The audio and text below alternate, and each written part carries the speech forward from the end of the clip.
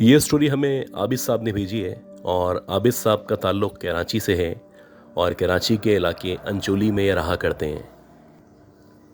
ये बताते हैं कि इनके जो पेरेंट्स हैं वो शुरू से ही डिप्लोमेट्स हैं और उनका दूसरे मुल्कों में जाना आना लगा रहता है। ये बताते हैं इनका जो घर है वो इनकी नानी से तकरीबन 1 से 1.5 किलोमीटर के फासले पे मौजूद है और शुरू में जब इनके पेरेंट्स ने बैरून मुल्क जाना शुरू किया था तो आम तौर पे इनके पेरेंट्स इनको इनके नाना नानी के घर में छोड़ के चले आते थे।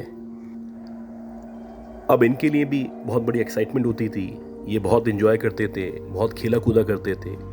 गर्ज़ के जब पेरेंट्स नहीं होते थे तो इनके ऊपर किसी भी किस्म की पाबंदी नहीं हुआ करती थी।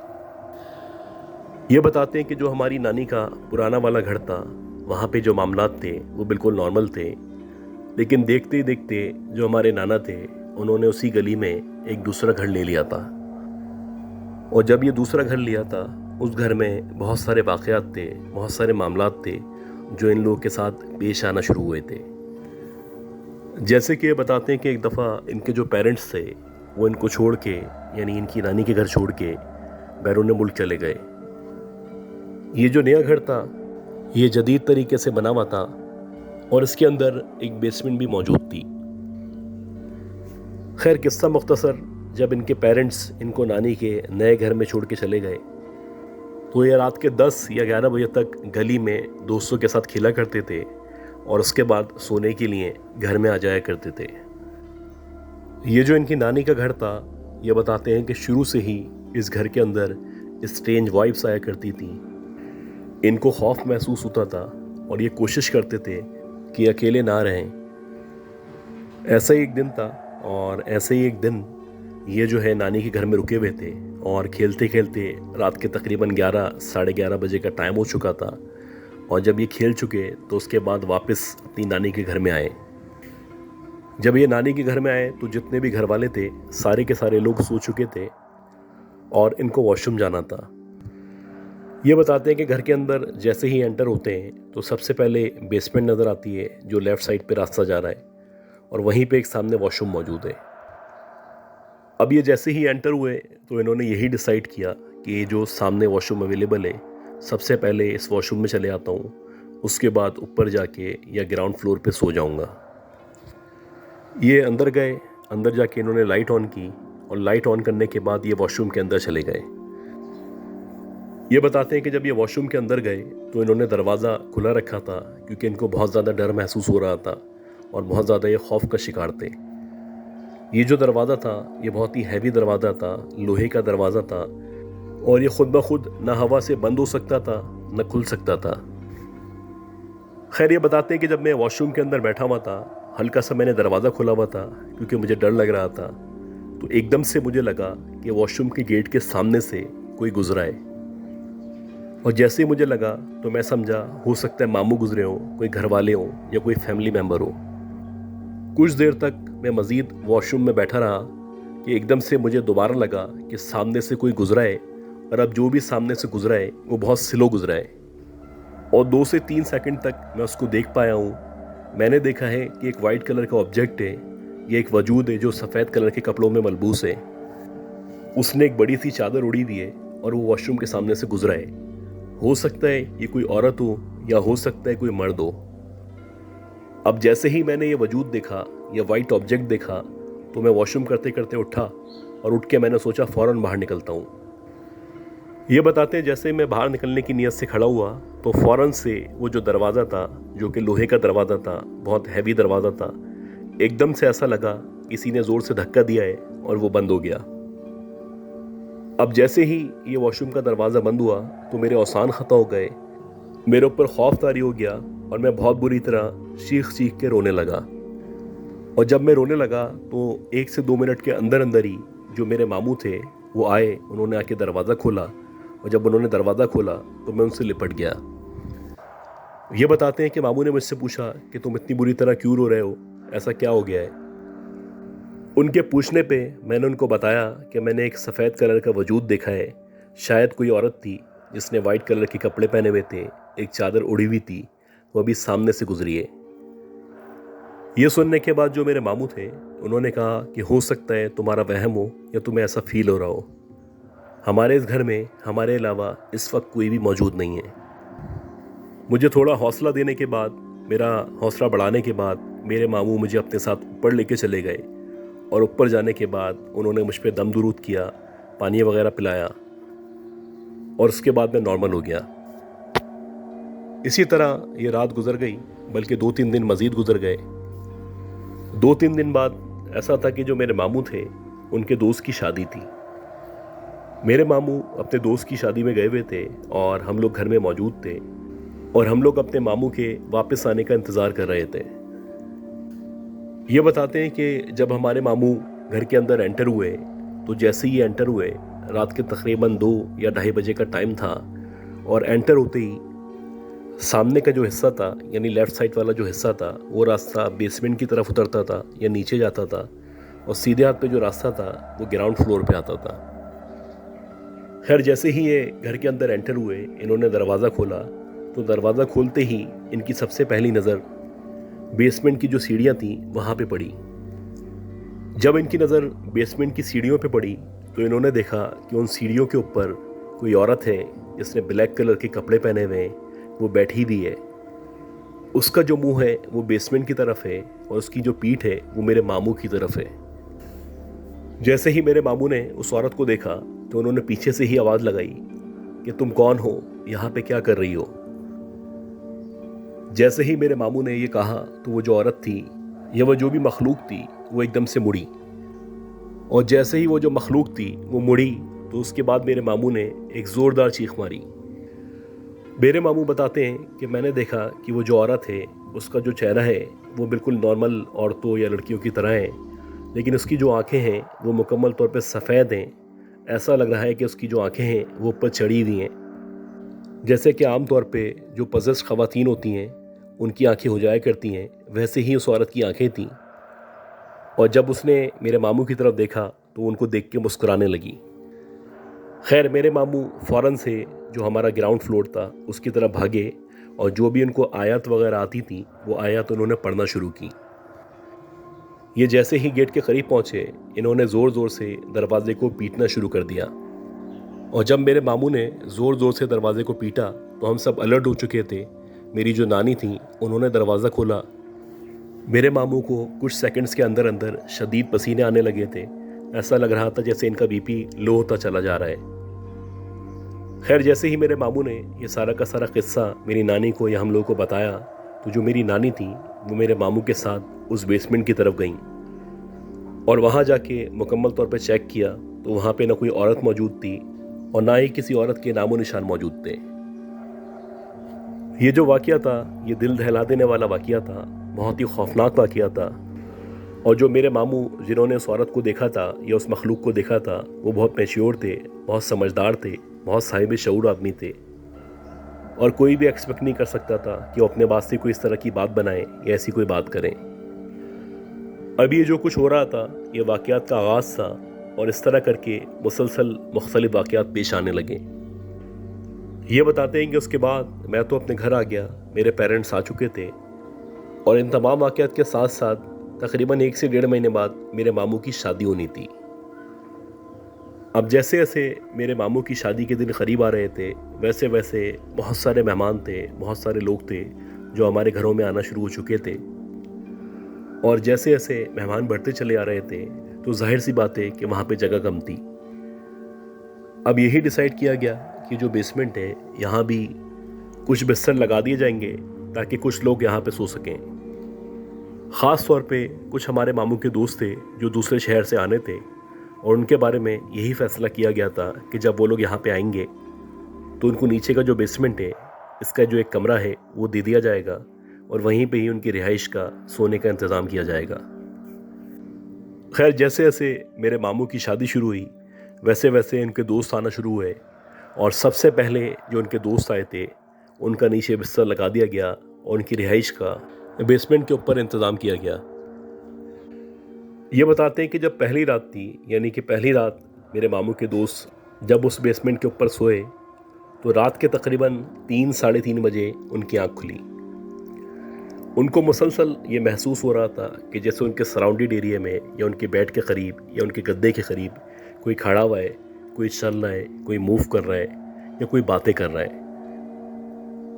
बहरहाल जब इनकी आँख खुली और इन्होंने आंखें खोल के अपने चारों तरफ देखना शुरू किया तो इन्होंने देखा कि इनके सर के करीब यानी इनके सराहने के पास कोई औरत है जो खड़ी हुई है। उसने ब्लैक कलर के कपड़े पहने हुए हैं और एक बहुत लंबी सी चादर है जो उसने उड़ी हुई है, और वो मुसलसल खड़ी हुई मेरे मामू के दोस्त को देख रही है। अब जैसे ही इनकी आंख खुली और इन्होंने अपने सामने उस औरत को देखा तो एकदम से ये डर गए और पीछे हटे।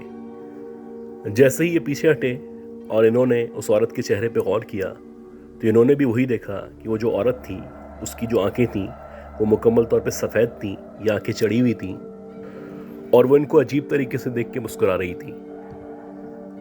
खैर ये जल्दी से उठे, पीछे हटे और एकदम से पूछने लगे कि आप कौन हैं और यहाँ पे क्या कर रही हैं। तो वो जो औरत थी उसने कुछ नहीं कहा, बस मुस्कुराने लगी और देखते ही देखते इनके सामने स्टेयर्स की तरफ जाने लगी। अब पहले तो ये समझे कि शायद ये इन्हीं की फैमिली की कोई औरत है या हमारी फैमिली की कोई औरत है जो नीचे आ गई थी, लेकिन अगर ये इसी फैमिली की कोई औरत है तो इसकी आंखें इस तरह की क्यों हैं। जैसे ही इनके दिमाग ने काम करना शुरू किया तो उन्होंने फ़ौरन से जो भी दुआएं वगैरह आती थी वो पढ़ना शुरू की।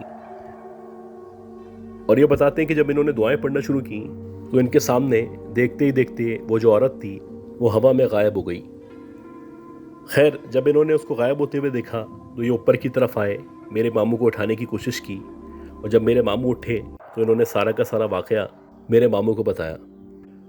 मेरे मामू ने ये सारा का सारा वाक़या मेरी नानी से शेयर किया, और जब मेरी नानी ने ये सारा का सारा वाक़या सुना तो उन्होंने इन दोनों को यही कहा कि जो भी तुम्हें आयत वगैरह आती हैं वो पढ़ो और हिसार करके सो।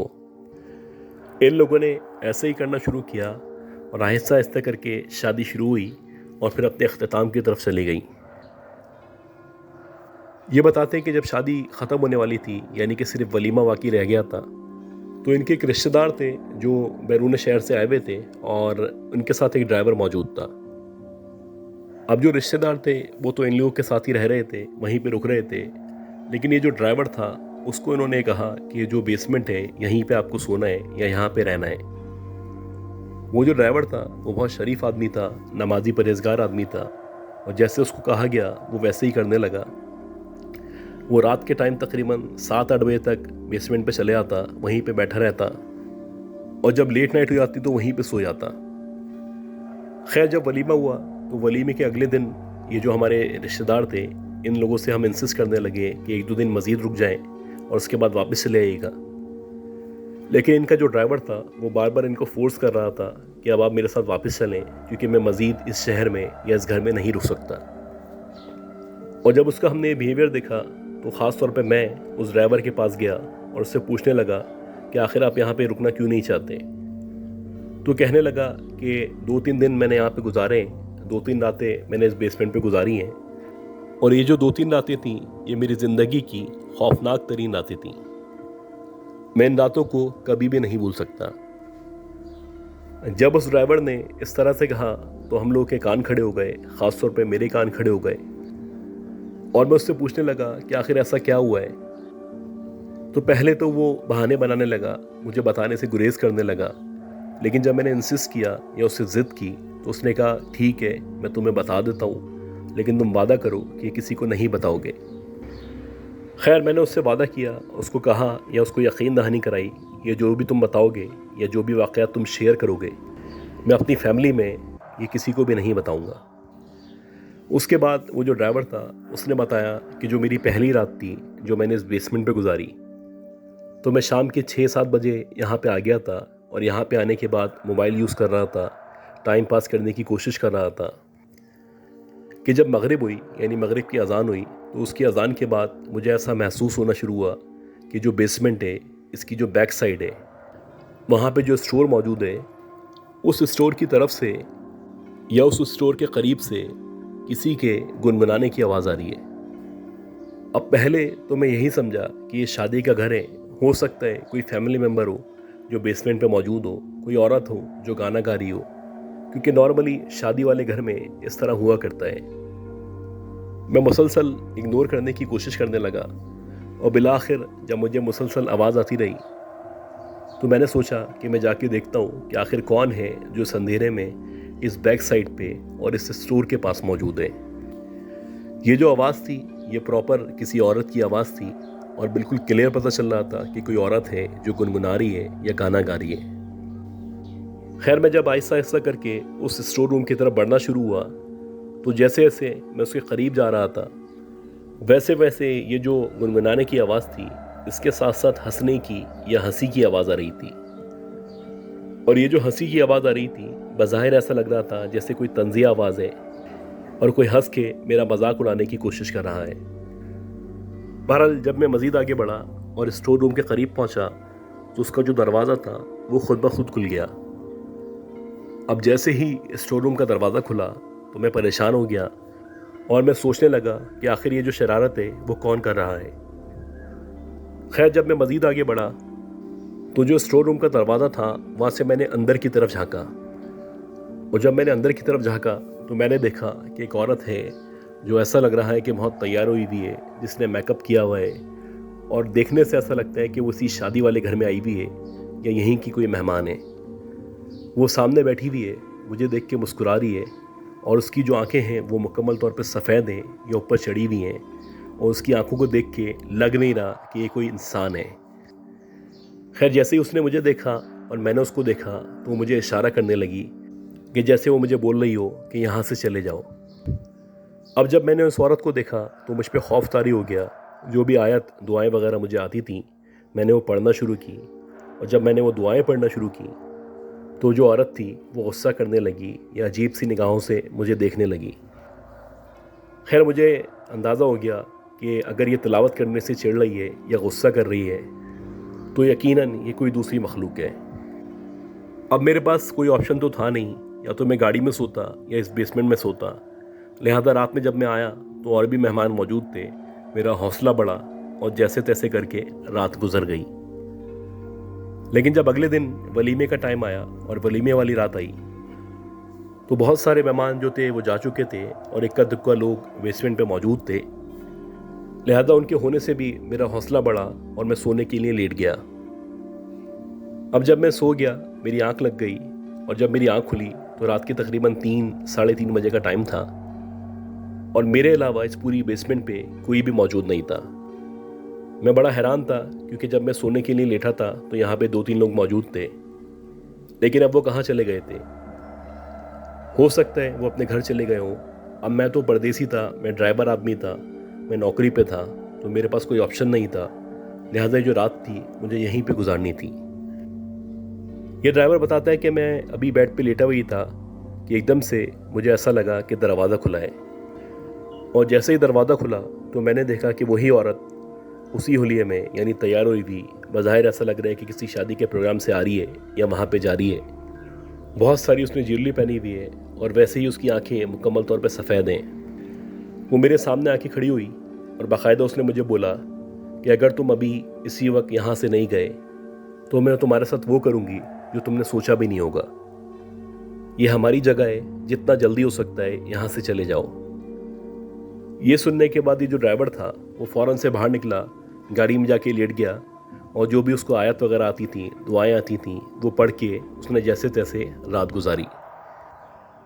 अब ये जो वाक़यात थे, जो भी हमारे साथ पेश आए थे, हमारे मामू के साथ पेश आए थे या इस ड्राइवर के साथ पेश आए थे, ये सारे के सारे मेरे नाना नानी के इल्म में थे। उसके बाद से जो मेरे नाना नानी थे उन लोगों ने जो बेसमेंट थी, इस बेसमेंट को मुकम्मल तौर पे लॉक कर दिया। यहाँ पे किसी के आने पे, किसी के जाने पे पाबंदी लगा दी और एक खामोश मुआहदा हो गया। ये जो बेसमेंट का हिस्सा है वहाँ पे वही मखलूक़ात रहेंगी या वही औरत रहेगी जो पहले से रहती है और उसके अलावा जो ग्राउंड फ्लोर है या जो फर्स्ट फ्लोर है वहाँ पे हमारी नानी की फैमिली रहेगी। एक खामोश मुआहदे के तहत ये लोग अब भी वहीं पे रहा करते हैं।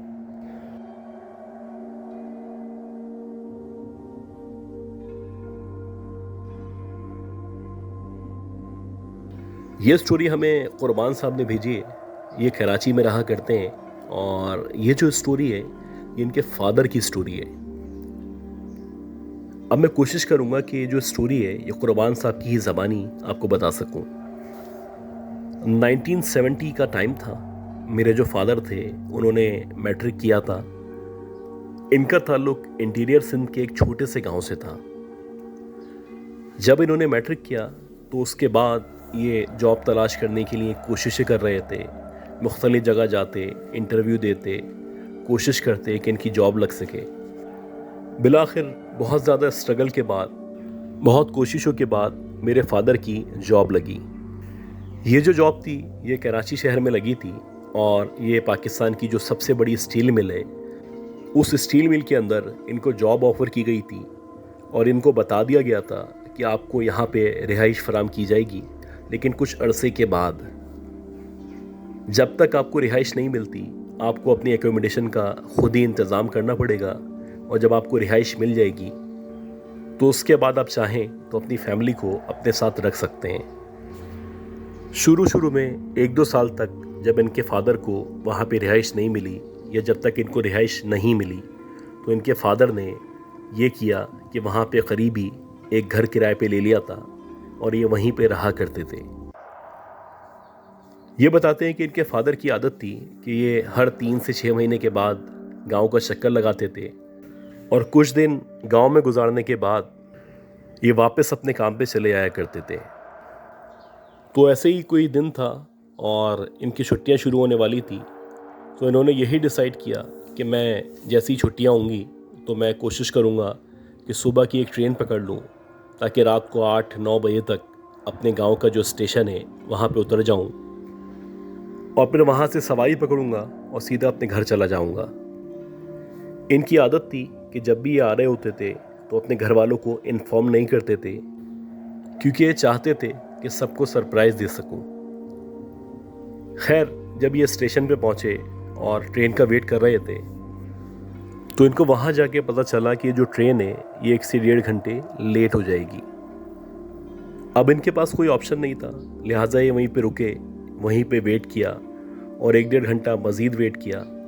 उसके बाद बिलाखिर ट्रेन आई और जब ट्रेन चली तो चलने के कुछ अरसे बाद या कुछ टाइम के बाद दोबारा से ख़राब हो गई। अब जब दोबारा से ट्रेन ख़राब हुई तो इनको जो गांव पहुंचना था, जो कि 7 या 8 बजे तक पहुंचना था, उसमें देर हो गई। और जब इनकी ट्रेन इनके गांव के स्टेशन के करीब पहुंची तो रात के तकरीबन 11, साढ़े 11 बजे का टाइम था। ये जो ट्रेन स्टेशन था ये एक छोटा सा ट्रेन स्टेशन था और यहाँ पे गाड़ी कुछ सेकंड्स के लिए रुका करती थी। अब जब ये ट्रेन से बाहर निकले, स्टेशन पे आए, तो इनका यही ख्याल था कि हो सकता है मुझे कोई गाड़ी मिल जाए, कोई कार्ट मिल जाए, कोई घोड़ा गाड़ी, कोई गधा गाड़ी, तो मैं उसमें अपना सामान लोड करूं और लोड करने के बाद अपने घर पहुंच जाऊं। इस स्टेशन से भी इनके जो घर का रास्ता था वो तकरीबन 1-1.25 घंटे का रास्ता था। खैर, जब ये स्टेशन के ऊपर आए और स्टेशन पे आके बैठे तो इन्होंने आगे पीछे देखना शुरू किया और काफ़ी गौर व खौस करने के बाद इनको वहाँ पे कोई गाड़ी नज़र नहीं आई। कुछ देर तक ये परेशान घूमते रहे और उसके बाद इन्होंने सोचा कि मैं बैक साइड पे जाके देखता हूँ। ये उठे और इन्होंने बैक साइड पे भी जाके देख लिया। इत्तफाक से ना कोई घोड़ा गाड़ी मौजूद थी, ना कोई गधा गाड़ी मौजूद थी। इवन कि कोई भी ऐसा ज़रिया नहीं था जिस ज़रिए को इस्तेमाल करके ये अपने घर पहुँच पाते। अब रात तो अभी शुरू हुई थी और फजर होने में 5-6 घंटे बाकी थे। काफ़ी देर तक ये वहीं पे खड़े रहे, तकरीबन 1 घंटे तक, और ये वेट करते रहे कि शायद कोई सवारी का इंतज़ाम हो जाए। अब इनके जहन में ये भी था कि मैं पूरी रात तो स्टेशन पे नहीं गुजार सकता, कुछ देर वेट करूँगा, अगर कुछ देर में सवारी का इंतज़ाम हो गया तो ठीक है, अदरवाइज़ मैं पैदल यहाँ से चलना शुरू करूँगा और 2 से 2.5 घंटे में मैं अपने गांव या अपने घर पहुँच जाऊँगा। और ऐसे ही हुआ कि कुछ देर बाद इन्होंने पैदल अपने घर की तरफ या अपने गांव की तरफ चलना शुरू कर दिया। पुराना दौर था, स्ट्रीट लाइट्स अवेलेबल नहीं थी, कच्चा पक्का रास्ता था और ये जो रास्ता था इस रास्ते में पहले छोटा सा जंगल नुमा आता था, उससे आगे जाएं तो एक तालाब, एक पॉन्ड आया करता था, उससे मज़ीद आगे जाके खेत शुरू होते थे और उन खेतों को क्रॉस करने के बाद इनका गांव का हिस्सा शुरू होता था। अब इन्होंने आहिस्ता आहिस्ता करके अपने गांव की तरफ चलना शुरू किया और जैसे जैसे ये आगे बढ़ रहे थे इनको एहसास हो रहा था कि सर्दी बहुत ज़्यादा है और बहुत शदीद सर्दी महसूस हो रही है।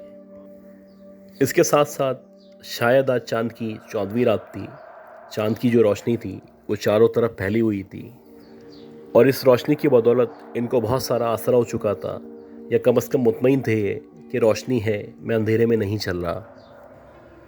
ये बताते हैं कि जैसे ही ये जो जंगल का सा हिस्सा था या ये जो फॉरेस्ट नुमा जगह थी, मैं उसके सामने पहुंचा तो वहाँ पे एकदम से मुझे अजीब अजीब सी आवाज़ें आना शुरू हुई। पहले मैं समझा कि शायद कोई कुत्ता वगैरह होगा, लेकिन जब मैंने गौर करना शुरू किया तो ये जो आवाज़ें थीं न ये किसी इंसान की आवाज़ें थीं न ये किसी जानवर की आवाज़ें थीं, बल्कि कुछ अजीब सी आवाज़ें थीं और बज़ाहिर ऐसा लग रहा था कि शायद कोई है जो बहुत तकलीफ़ में करा रहा है या रो रहा है। खैर, जैसे ही मैं उस जंगल से आगे निकला या उस फॉरेस्ट के हिस्से को मैंने क्रॉस किया तो उसके बाद एक झील या तालाब का हिस्सा शुरू हो चुका था। अब मेरी आदत थी कि जब भी मैं झील के आगे से गुज़रता था या तालाब के सामने से गुज़रता था तो पत्थर उठा के उसकी तरफ फेंकना शुरू कर देता था। वैसे ही पत्थर उठाए और एक एक करके वो जो पत्थर थे मैंने तालाब में या झील में फेंकना शुरू कर दिए। अभी मैं कुछ कदम ही चला था कि सामने मुझे एक बहुत बड़ा सा पत्थर नज़र आया। शायद ये एक टीला था और जब मैंने उस टीले पे गौर करना शुरू किया तो मैंने देखा कि उस टीले के ऊपर एक औरत है या एक लड़की है जो बैठी हुई है। उसकी जो पीठ है वो मेरी तरफ है और उसका जो मुंह है वो तालाब की तरफ है। बज़ाहिर ऐसा लग रहा है कि वो भी मेरी तरह पत्थर उठा के तालाब में या उस पॉन्ड में फेंक रही है। खैर, आहिस्ता आहिस्ता करके जब मैं मज़ीद आगे बढ़ा तो एक अजीब सी खुशबू थी जो मुझे अपने चारों तरफ महसूस हो रही थी। अब मैं जवानी के दौर में था, यंग था, खूबसूरत था, तो जैसे जैसे मैं उस लड़की को देखता चला गया वैसे वैसे ना चाहते हुए भी मेरे जो कदम थे वो उस लड़की की तरफ बढ़ते चले गए। बिला आखिर मैं उसके बिल्कुल पीछे पहुंच गया और जब मैं उसके पीछे जाके खड़ा हुआ तो उसने मेरा नाम लेके मुझे पुकारा। जैसे ही उसने मेरा नाम लिया तो एकदम मैं शॉक में चला गया। मैं सोचने लगा कि आखिर ये कौन लड़की है जो मुझे जानती है और मुझे मेरे नाम से मुखातिब कर रही है। कुछ देर तक मैं मुकम्मल तौर पे पज़ल रहा। उसके बाद जब मेरे औसान बहाल हुए या नॉर्मल हुए तो मैंने सोचा कि मैं जाता हूँ, देखता हूँ और पहचानने की कोशिश करता हूँ। हो सकता है कि मेरी कोई जानने वाली हो या मेरे गांव की लड़की हो। ऐसा ही हुआ कि जब मैं उसके आगे गया या उसके सामने गया तो मैंने देखा कि वाकई में ये जो लड़की थी ये हमारे गांव की ही लड़की थी। अब हमारा जो गांव था वो इतना बड़ा गांव नहीं था, बहुत छोटा सा गांव था और यहाँ पे तकरीबन 40 या 50 फैमिलीज़ रहा करती थीं। गर्ज़ के जितने भी लोग थे गांव के अंदर वो सब एक दूसरे को जाना करते थे, एक दूसरे के बारे में जानते थे, एक दूसरे की खुशी और गम में शरीक होते थे और सबको सबके बारे में पता होता था। बहरहाल, जब मैंने उस लड़की को देखा तो मैंने उसको सलाम किया और जब मैंने सलाम किया तो उसने जवाब नहीं दिया। खैर, कुछ देर तक मैं उसके सामने खड़ा रहा, वो मुस्कुराती रही और उसके बाद उसने मुझसे बातचीत करना शुरू की। उसने मुझसे बिल्कुल नॉर्मल बात शुरू की और बातों बातों में उसने मुझसे मेरी जॉब का पूछा, मेरे बारे में पूछा और कहने लगी कि बताओ कैसा चल रहा है सब कुछ।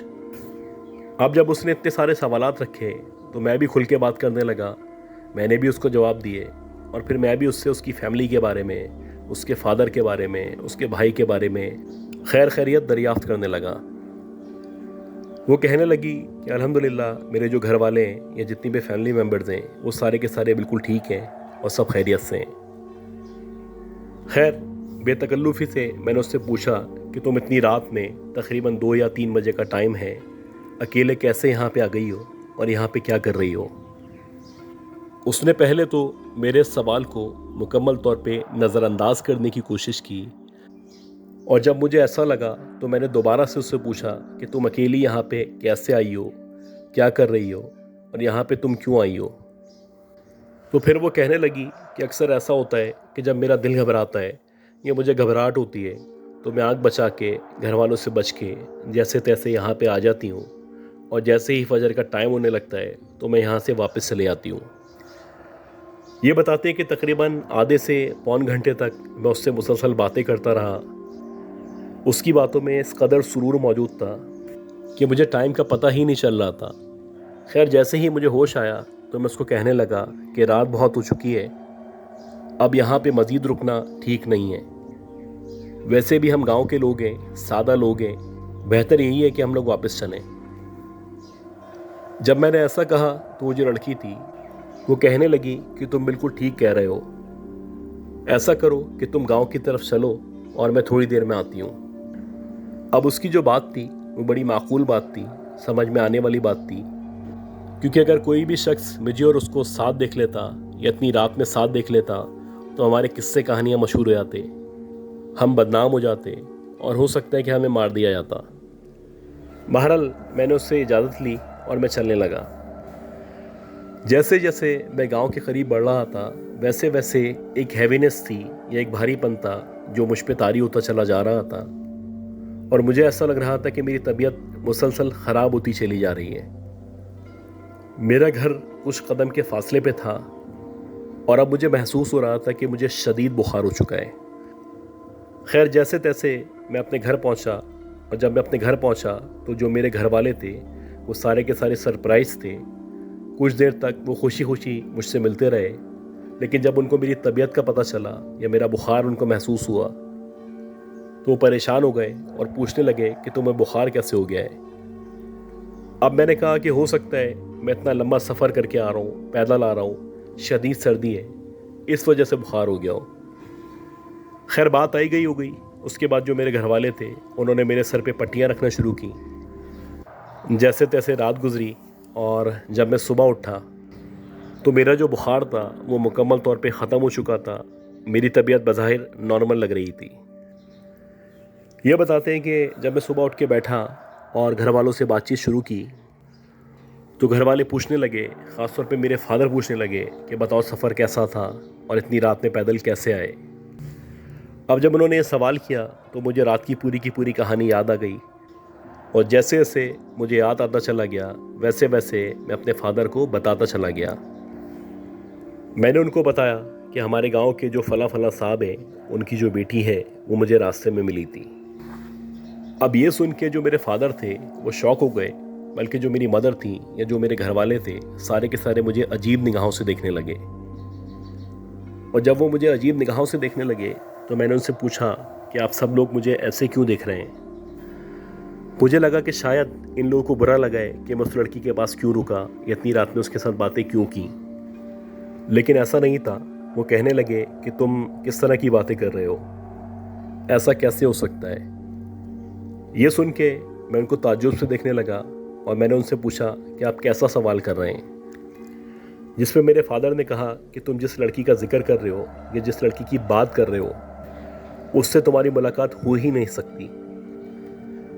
मैंने अपने फादर को कहा कि मेरी मुलाकात हुई है, मैंने उसके साथ आधे से पौन घंटा स्पेंड किया है, मैंने उससे उसकी फैमिली के बारे में पूछा है, उसने मेरे बारे में पूछा है, और उसके बाद मैं वापस चल दिया था।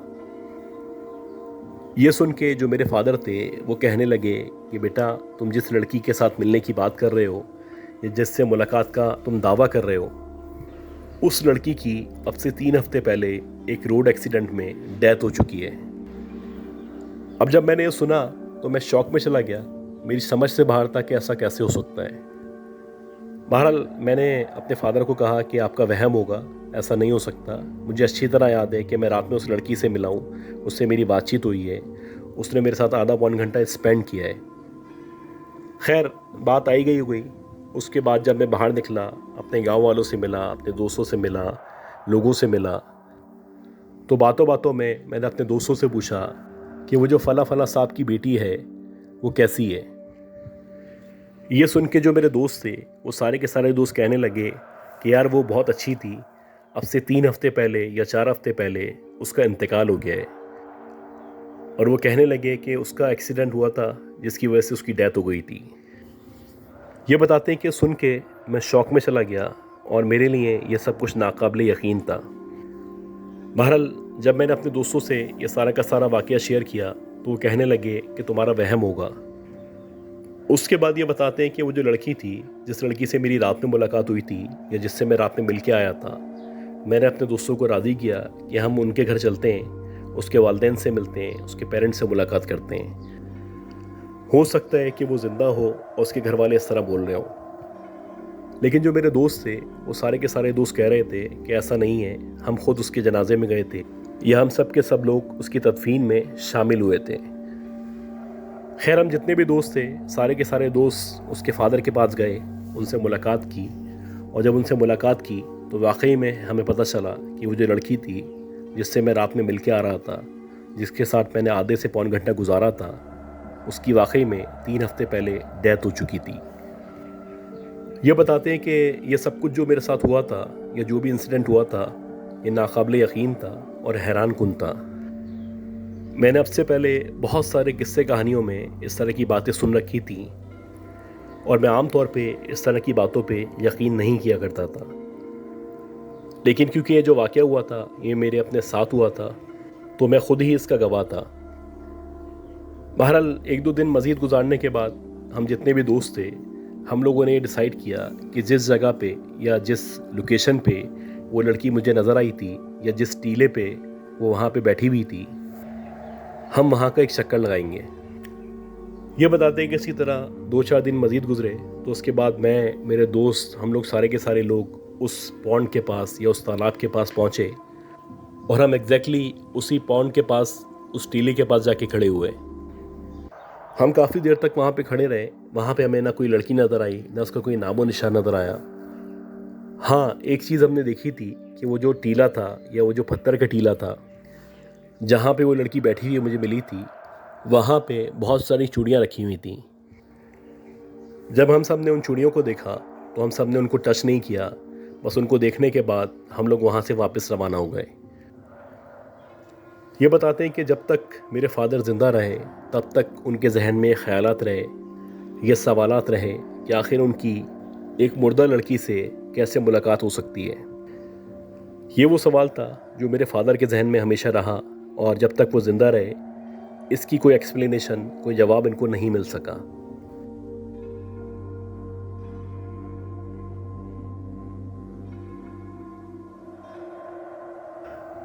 ये बताते हैं कि इनका जो ताल्लुक़ है वो कराची शहर से है और कराची के इलाके मलीर में ये रहा करते हैं। मलीर में मुख्तलिफ़ सोसाइटीज़ बनी हुई हैं, तो उन्हीं सोसाइटीज़ में से एक सोसाइटी ऐसी है जहाँ पे पुलिस वाले या उनके जो घर वाले वो रहा करते हैं। इनके फादर क्योंकि पुलिस में हैं तो इनकी रिहाइश भी वहीं पे मौजूद है और ये जितने भी वाक़यात हैं जो इन्होंने हमसे शेयर किए हैं या ये चाहते हैं कि हम आपसे शेयर करें, ये सारे के सारे वाक़यात जो हैं वो इन्हीं के घर में या इनकी चच्ची के घर में, मतलब वो जो एरिया है उस पूरे एरिया के अंदर कुछ घरों के अंदर पेश आए।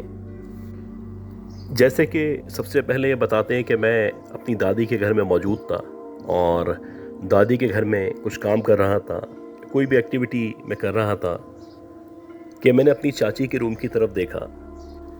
इनकी जो चाची का रूम था वो फर्स्ट फ्लोर पे मौजूद था और जब इनकी नज़र इनकी चाची के रूम के अंदर पड़ी तो इनको ऐसा लगा कि रूम के अंदर कोई मौजूद है या कोई मूव कर रहा है। पहले तो ये वहम समझे, लेकिन जब इन्होंने गौर किया तो वाकई में वहाँ पे कोई मौजूद था, ऑल्दो कोई भी फैमिली मेम्बर इस वक्त इनके अलावा घर में नहीं था। खैर कुछ देर तक जब ये उसको देखते रहे तो इनको एहसास हो रहा था जैसे कोई ब्लैक कलर का शेडो है जो अंदर मूव कर रहा है, और ना सिर्फ मूव कर रहा है बल्कि उसकी कुछ आवाज़ें हैं जो मुसलसल इनको आ रही हैं। इसी दौरानिए में ये बताते हैं कि इनकी एक भाभी है, वो भाभी इनके सामने आ गई और जब इनकी भाभी इनके सामने आई या घर में आई तो उनकी गोद में उनकी एक छोटी बेटी मौजूद थी। खैर मैंने अपनी भाभी को जल्दी से जो कुछ मैंने देखा था वो इन्फॉर्म किया, उनको बताया। वो कहने लगी कि शायद तुम्हारा वहम होगा, ऐसा कुछ नहीं हो सकता और तुम ज़्यादा सोचते हो।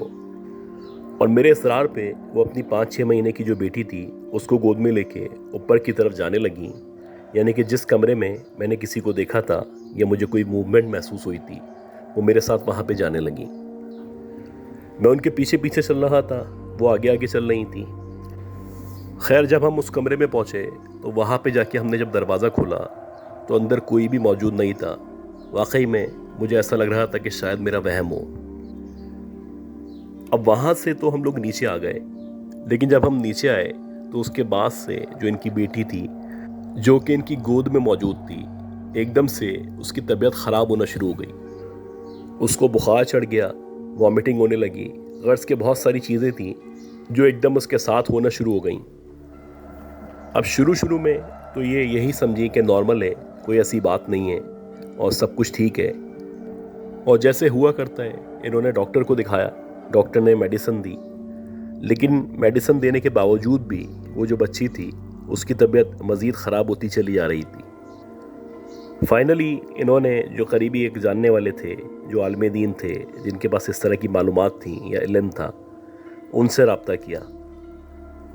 और जब उनको सारा का सारा वाक़या बताया या ये बताया कि हमने क्या किया है या हम ऊपर गए थे, तो उसके बाद उन्होंने इस बच्ची पे दम दुरूद किया और बिलाखिर आहिस्ता आहिस्ता करके ये जो बच्ची थी इसकी तबीयत बेहतर हो गई, बल्कि ठीक हो गई।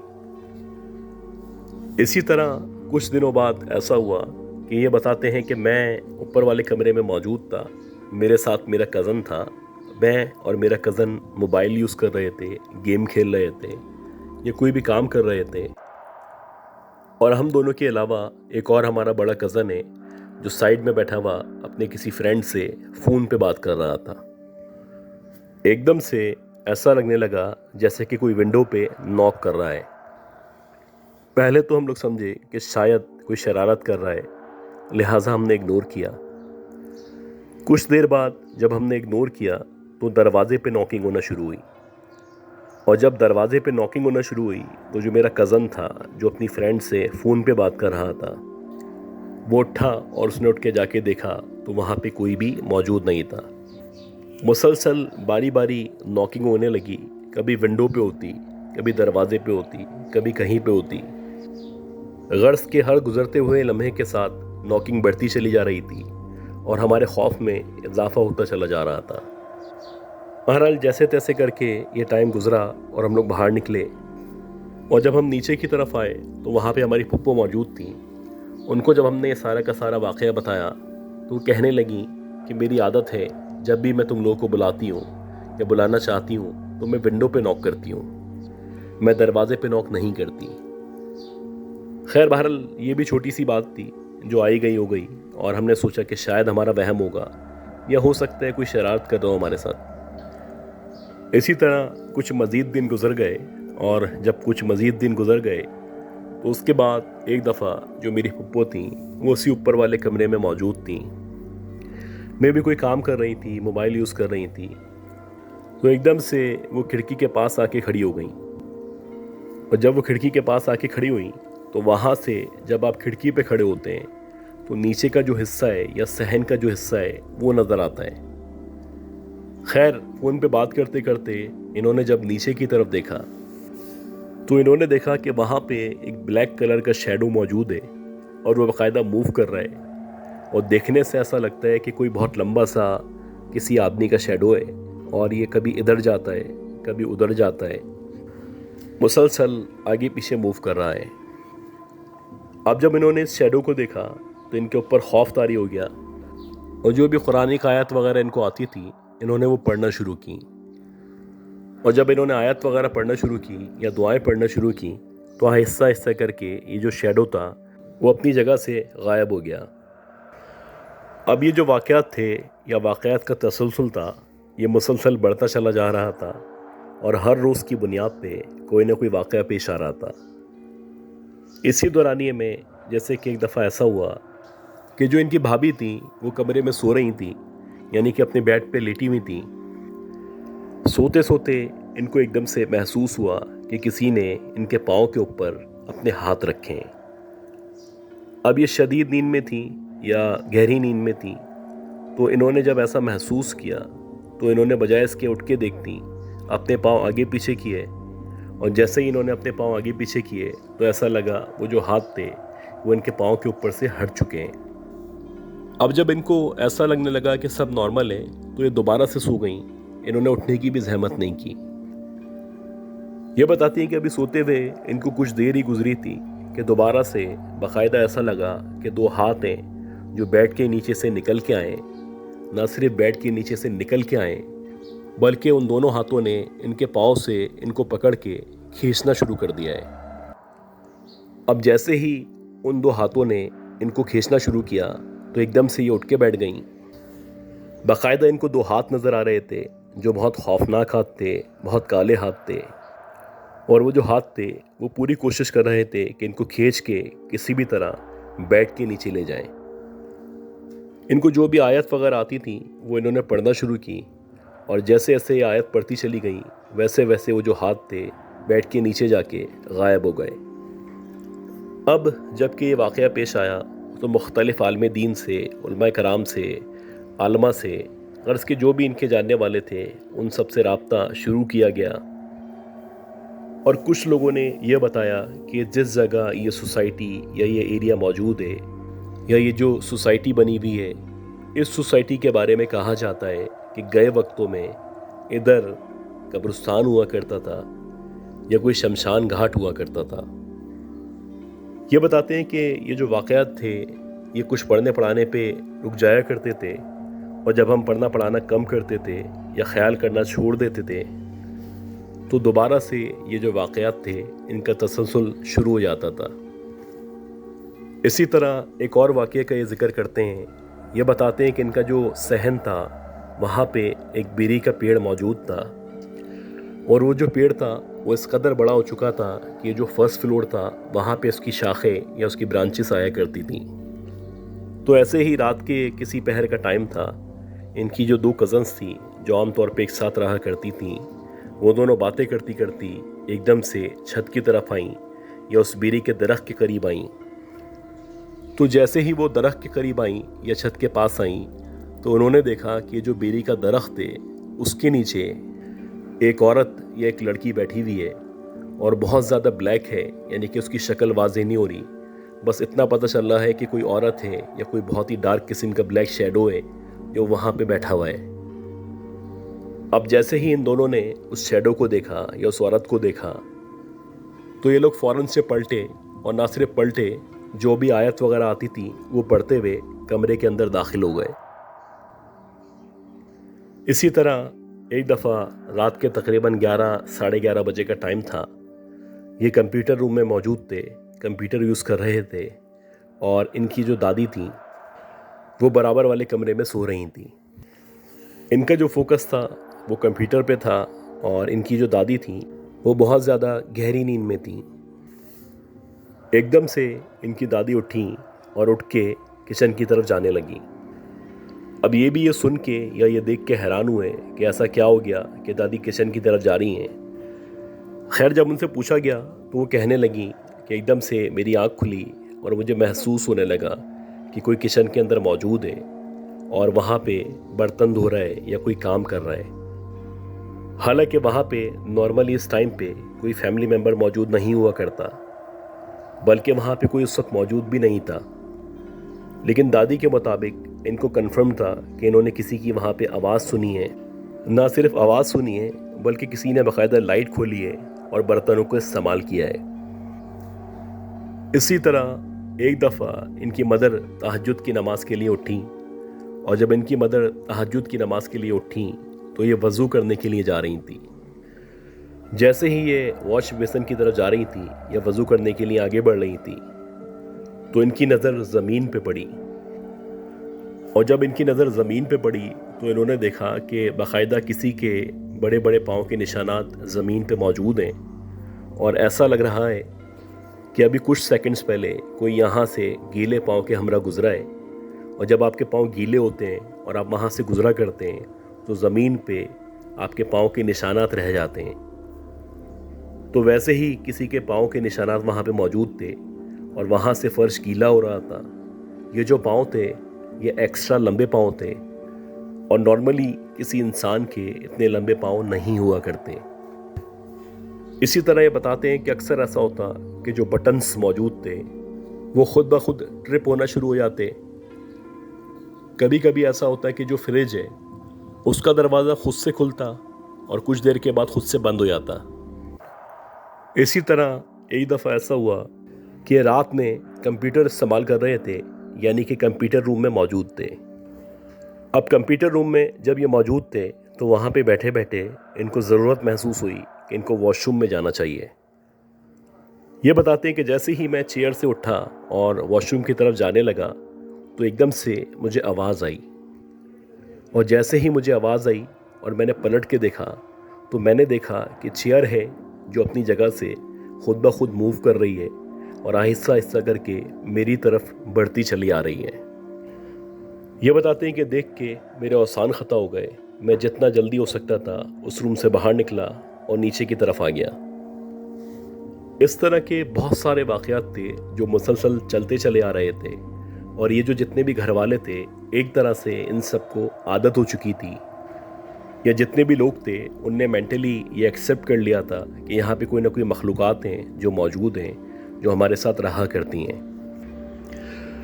ये बताते हैं कि रात के 3-4 बजे का टाइम था और ग़ालिबन शदीद बारिश हो रही थी, और इस कदर बारिश हो रही थी कि लाइट गई हुई थी, मुकम्मल तौर पे अंधेरा हुआ था और बार बार बादल गरज रहे थे या बिजली चमक रही थी।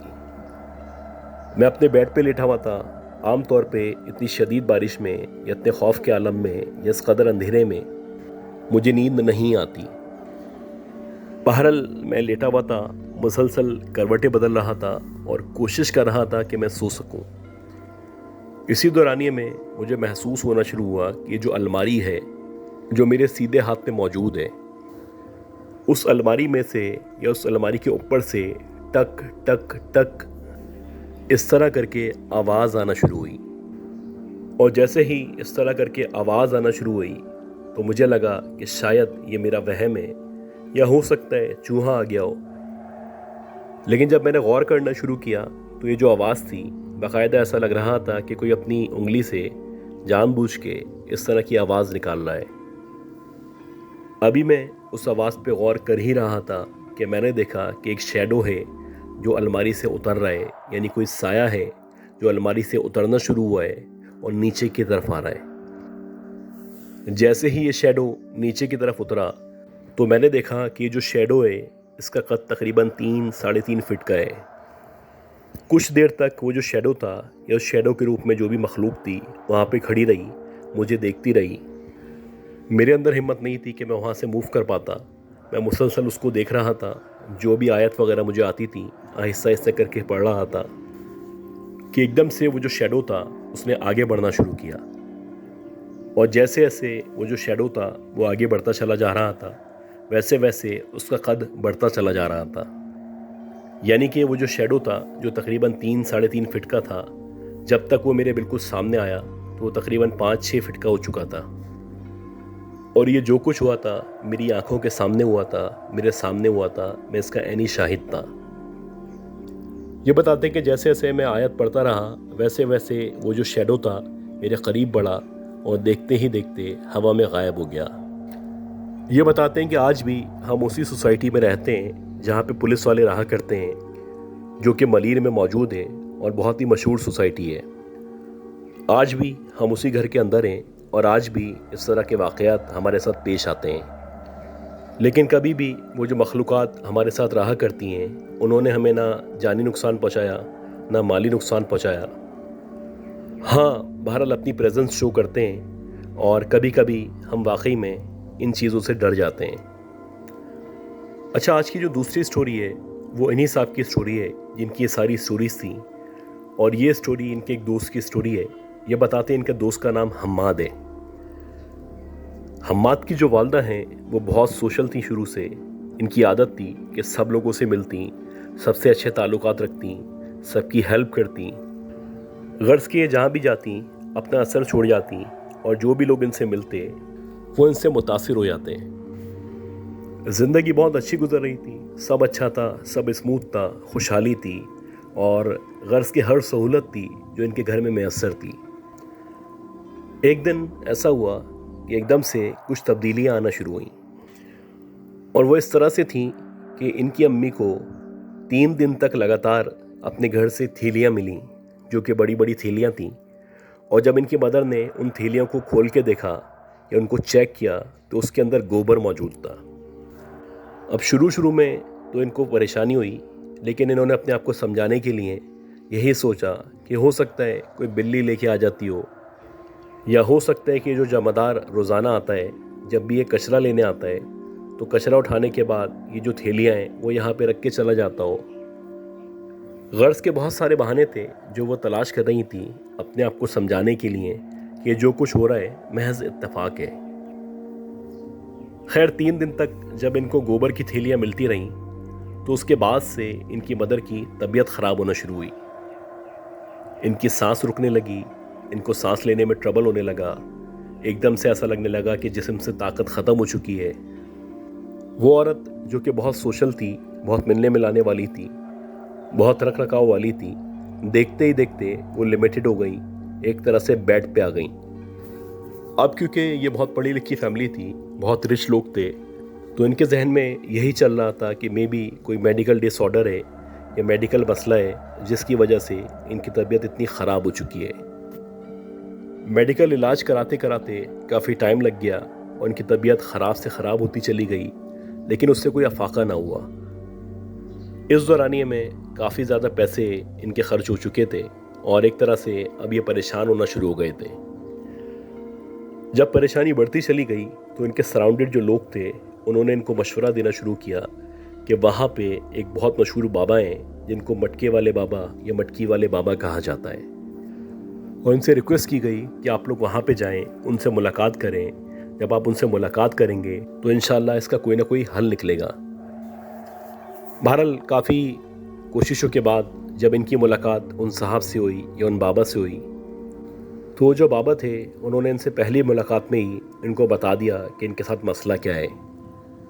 उन्होंने बताया कि आपके साथ ब्लैक मैजिक हुआ है और बहुत बुरा, बहुत शदीद जादू आप पे करवाया गया है, जिसकी वजह से आपको वो गोबर की थैलियाँ मिली और दिन ब दिन आपकी तबीयत ख़राब से ख़राब होती चली जा रही है। ये जो फैक्ट था ये सबके लिए शॉकिंग था और सब हैरान थे कि ऐसा कैसे हो सकता है। अब क्योंकि इनकी जो मदर थी वो बड़ी सोशल थी, रख रखाव वाली थी और एक दूसरे के काम आने वाली थी, तो आमतौर पे जब आप लोगों के साथ अच्छा भी कर रहे होते हैं तो कुछ लोग ऐसे होते हैं जो इससे जेलस होते हैं। और ऐसे ही था कि इनके सर्किल में कुछ इस तरह के लोग मौजूद थे जो इनकी वालदा से जेलस हुआ करते थे। खैर ये जो बाबा थे, जो मटकी वाले बाबा थे, इन्होंने इनकी वालदा का इलाज शुरू किया और आहिस्ता आहिस्ता करके इनकी वालदा नॉर्मल होने लगी। ये बताते हैं कि जब इनकी वालदा नॉर्मल हो गई तो उसके बाद इन लोगों ने उन बाबा से इसरार करना शुरू किया या पूछना शुरू किया कि आप बताएं कि आखिर वो कौन था या वो कौन थी जिसने हमारी वालदा पे जादू करवाया था। वो जो बाबा थे वो किसी भी तरह बताने को तैयार नहीं थे और वो कह रहे थे मैं ऐसा नहीं कर सकता। खैर जब इन लोगों ने उनको फोर्स किया या उनको मजबूर किया या उनके ऊपर प्रेशर बढ़ाया कि आपको बताना पड़ेगा, तो वो जो बाबा थे पहले वो कहने लगे कि आप मेरे साथ गलत कर रहे हैं, मैं आपको नहीं बताऊंगा, और अगर आप ये ज़िद कर रहे हैं या मुझ पर प्रेशर डाल रहे हैं तो मैं आपको बताता हूँ कि 7 दिन के अंदर अंदर वो शख्स जिसने आपकी मदर पे जादू करवाया है वो आपके वालिद के ख्वाब में आ जाएगा। अब ये सुन के जो इनके वालिद थे वो तो शौक हो गए। वो कहने लगे कि भाई ऐसा कैसे हो सकता है, ये कोई ढोंगी बाबा है, इस तरह की बात कर रहा है, या हमें गुमराह कर रहा है। खैर ये सारी बातें होने के बाद ये लोग वापस आ गए। इनकी जो मदर थी उनकी तबीयत बेहतर हो चुकी थी और इसी तरह 4 मज़ीद दिन गुजर गए। 4 दिन तक इनके जो फादर थे उनको कोई ख्वाब नहीं आया, न कोई ऐसी बात आई। तो इनके फादर का जो यकीन था वो पुख्ता हो चला कि ये जो बाबा थे ये ऐसी ढोंगी बाबा थे, या इस तरह की बातें वो फेक कर रहे थे। लेकिन जैसे ही इनके फादर 5वीं रात को सोए तो 5वीं रात को जब वो सोए तो उन्होंने ख्वाब देखा, और उन्होंने उस ख्वाब के अंदर देखा कि इनकी जो अपनी भाभी हैं वो इनकी वाइफ के ऊपर जादू कर रही हैं या कुछ इस तरह की एक्टिविटीज़ कर रही हैं, जिसके बाद से इनकी वाइफ जो है वो बीमार होना शुरू हो जाती हैं। अब जब इन्होंने ये ख्वाब देखा तो वो ये ख्वाब लेके सीधे बाबा के पास आए और उन्होंने बाबा से ताबीर पूछी। तो बाबा ने कहा कि देखें, आपने अपने ख्वाब में उस औरत को देख लिया है जो आपकी बीवी को नुकसान पहुंचाना चाहती थी या आपकी बीवी की जान लेना चाहती थी। ये बताते हैं कि उसके बाद से ये जो हमारे रिश्तेदार थे उनसे हमने जितना हो सका कतई ताल्लुक़ी कर ली और हम कोशिश करते थे कि उनसे कम मिलें।